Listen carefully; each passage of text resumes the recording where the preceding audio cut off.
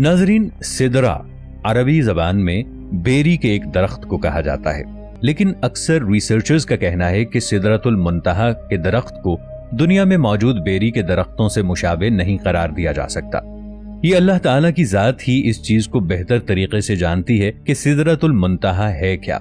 دوستو، منتہا کا مطلب ہے آخری حد ہونا، یعنی یہ ایک ایسا مقام ہے جس سے آگے کسی بھی قسم کی مخلوق کو جانے کی اجازت نہیں ہے۔ اس مقام پر آ کر ہر عالم کا علم جواب دے جاتا ہے۔ اس سے آگے جو بھی کچھ ہے وہ اللہ کے سوا کوئی نہیں جانتا۔ ہمارے نبی حضرت محمد مصطفیٰ صلی اللہ تعالی علیہ وآلہ وسلم کے علاوہ کوئی ذی روح اس مقام سے آگے نہیں گیا۔ روایات سے یہ پتہ چلتا ہے کہ سدرۃ المنتہا کے درخت کی جڑیں چھٹے آسمان اور اس کا پھیلاؤ 7ویں آسمان تک ہے۔ معراج کی رات جب حضرت جبرائیل علیہ السلام حضرت محمد صلی اللہ علیہ وآلہ وسلم کو آسمان کی طرف لے کر گئے، اللہ کے حکم سے ایک کے بعد ایک آسمان کی سیر کرتے ہوئے جب آپ 7ویں آسمان پر داخل ہونے لگے تو سدرۃ المنتہا کا مقام آ گیا۔ وہاں پر ایک ایسا بڑا درخت موجود تھا جس کے پھل مقام حجر کے مٹکے جیسے تھے اور پتے ہاتھی کے کانوں کی طرح نظر آتے تھے۔ اصل میں حجر قوم عاد کی مملکت کا دارالسلطنت تھا، جہاں کی پتھروں اور پکی ہوئی مٹی کی مصنوعات بہت مشہور تھیں۔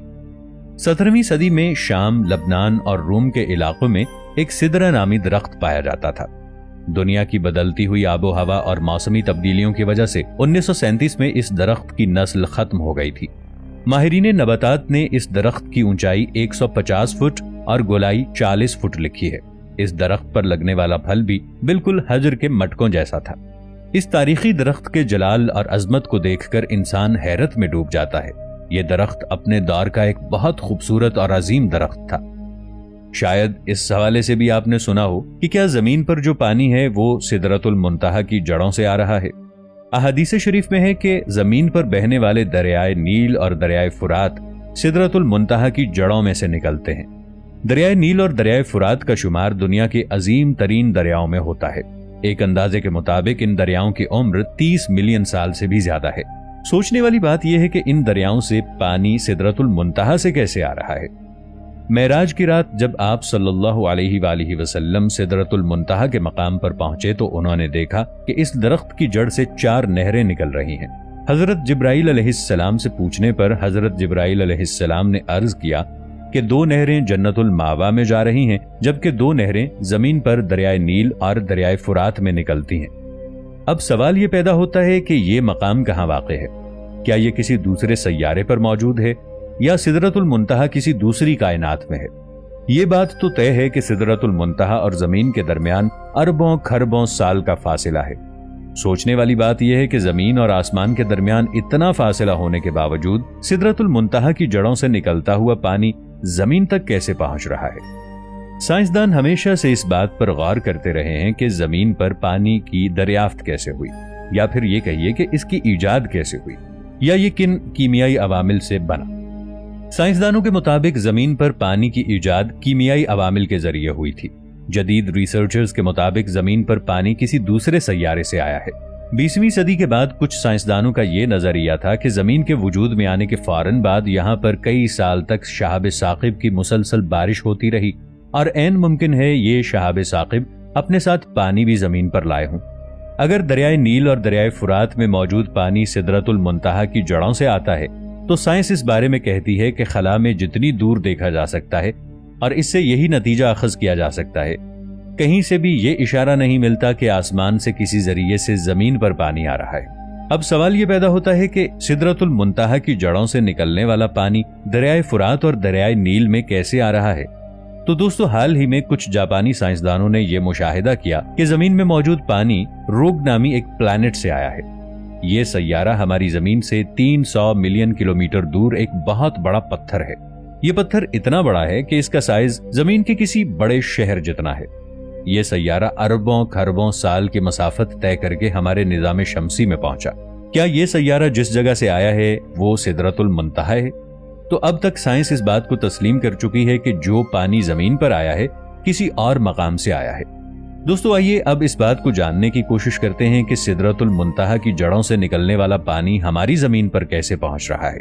سائنسی دنیا میں ایک تصور پایا جاتا ہے اس کو ورم ہول کہا جاتا ہے۔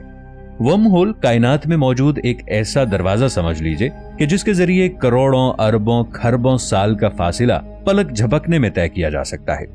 اگر ایک ورم ہول زمین پر ہو اور دوسرا اربوں کھربوں میل کسی دوسرے سیارے پر ہو تو آپ اس ورم ہول کے ذریعے سیکنڈ سے بھی کم وقت میں دوسرے سیارے پر پہنچ جائیں گے۔ لہٰذا کسی دوسری کائنات سے زمین پر پانی کا پہنچنا عین ممکن ہے۔ ہو سکتا ہے سدرۃ المنتہا کی جڑوں سے نکلنے والا پانی کسی ورم ہول کے ذریعے زمین تک آ رہا ہو۔ اگر قیامت کی نشانیوں کو دیکھا جائے تو اس میں سے ایک نشانی یہ بھی ہے کہ دجال کے ظہور کے وقت دریائے فرات کا پانی خشک ہو جائے گا۔ ہو سکتا ہے کہ دجال بھی اسی ورم ہول کے ذریعے زمین پر آئے جس ورم ہول کے ذریعے سے دریائے فرات اور دریائے نیل زمین تک آ رہے ہیں، اور یہ بھی عین ممکن ہے کہ دجال ورم ہول کے ذریعے زمین پر آتے وقت اس ورم ہول کو بند کر دے جس سے دریائے نیل اور دریائے فرات سوکھ جائیں۔ آسمان سے زمین تک پانی آنے کا ذکر اسلام کے ساتھ ساتھ ہندو مذہب میں بھی ملتا ہے۔ ہندوؤں کی مقدس کتاب ویدا میں ذکر ہے کہ ان کی کتب میں یہ روایت ہے کہ آسمان پر مقدس پانی یا تالاب کے لیے دیوتاؤں اور بدی کے درمیان لڑائی ہوئی تھی۔ یہ لڑائی 12 دن تک جاری رہی تھی۔ اس مقدس تالاب سے 4 قطرے پانی کے زمین پر بھی گرے اور ان قطروں سے 4 دریا زمین پر بہنے لگے۔ اگر ہندوؤں کی اس روایت کو اسلامی نقطہ نظر سے دیکھا جائے تو پتہ چلتا ہے کہ بہت پہلے فرشتوں اور جنات کے مابین لڑائی ہوئی تھی۔ اس کی وجہ یہ تھی کہ جنات آسمانوں پر جا کر بہت زیادہ شرارت کیا کرتے تھے۔ جنات کی ان شرارتوں سے تنگ آ کر حضرت اسرائیل علیہ السلام اور ان کے ماتحتوں نے جنات پر حملہ کر دیا۔ عین ممکن ہے کہ اس لڑائی کے دوران ورم ہول بن گیا ہو اور پانی اسی ورم ہول کے ذریعے زمین پر آ رہا ہو۔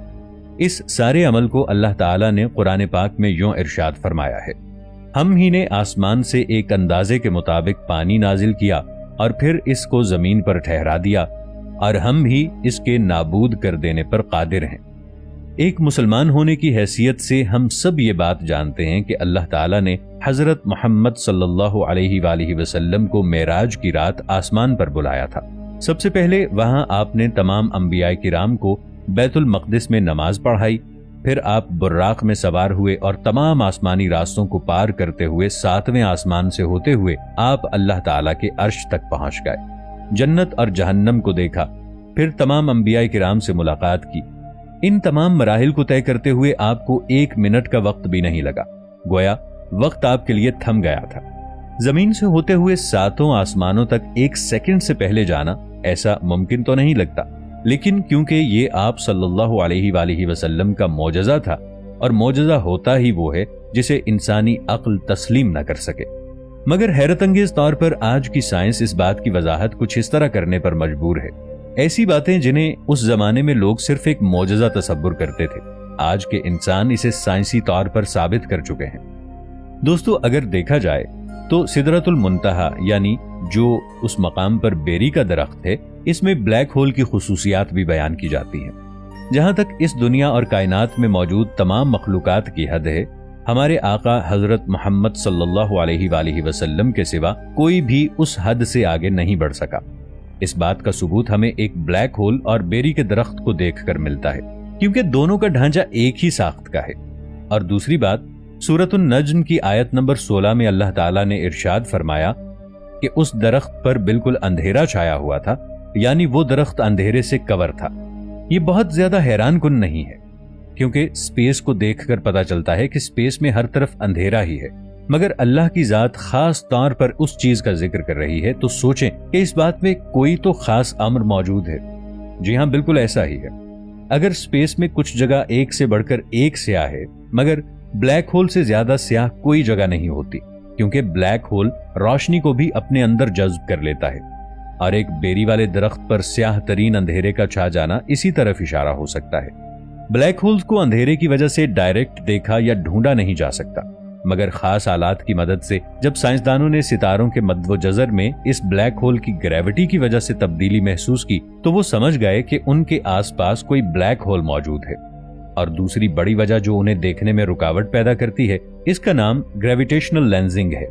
جب بھی ہم آسمان میں کسی آبجیکٹ کو دیکھنے کی کوشش کریں تو اس کے درمیان کوئی بلیک ہول موجود ہو، تب ہم اسے نہیں دیکھ سکتے، کیونکہ بلیک ہول اپنے آس پاس موجود گریوٹی کی وجہ سے کسی لینز کی طرح لائٹ کو موڑ دیتا ہے، یعنی اس کو کرو کر دیتا ہے۔ اسی وجہ سے ہم اس کے پار موجود آبجیکٹ کو تو دیکھ سکتے ہیں، مگر اس کو نہیں دیکھ سکتے، اور ویڈیو میں اس چیز کو واضح طور پر آپ دیکھ سکتے ہیں۔ اب قرآن حکیم میں اللہ تبارک و تعالی ایک بار پھر اس بلیک ہول کی خصوصیات ہمارے نبی حضرت محمد صلی اللہ علیہ وآلہ وسلم کی آنکھوں سے بیان کرتے ہوئے فرماتے ہیں کہ حضرت محمد صلی اللہ علیہ وآلہ وسلم کی نظر نہ تو کسی اور طرف مائل ہوئی اور نہ ہی ایک حد سے آگے بڑھی۔ انہوں نے اللہ تعالیٰ کی قدرت کی بہت بڑی نشانیاں دیکھی۔ یہ آیت کریمہ ہمیں واضح طور پر بتاتی ہے کہ ہمارے پیارے نبی حضرت محمد صلی اللہ علیہ وآلہ وسلم نے گریویٹیشنل لینزنگ کا مشاہدہ نہیں کیا، بلکہ ڈائریکٹ بلیک ہول کو دیکھا، اور اس نشانی کا مشاہدہ خود اپنی آنکھوں سے اس کے اندر جا کر بھی کیا۔ سبحان اللہ! سدرۃ المنتہا کی تمام خصوصیات بلیک ہول سے ملتی ہیں۔ اگر ہم سدرۃ المنتہا کی تمام خصوصیات کو ایک ساتھ جوڑ کر بلیک ہول کی خصوصیات اور سفر معراج سے جوڑ کر دیکھیں تو ہمیں ایک ایسے درخت کا ذکر ملتا ہے جس پر اندھیرا چھایا ہوا تھا اور وہ ستاروں کو نگلتا ہے۔ اسے عام انسانی آنکھ نہیں دیکھ سکتی، اس کی بھی ایک حد ہے۔ یہ ایک کائنات سے دوسری کائنات پر جانے کا راستہ ہے۔ اس کے پاس شدید گریوٹی کی وجہ سے وقت رک جاتا ہے۔ سب سے بڑھ کر یہ کہ اللہ تعالیٰ کی عظیم نشانیوں میں سے یہ ایک نشانی ہے۔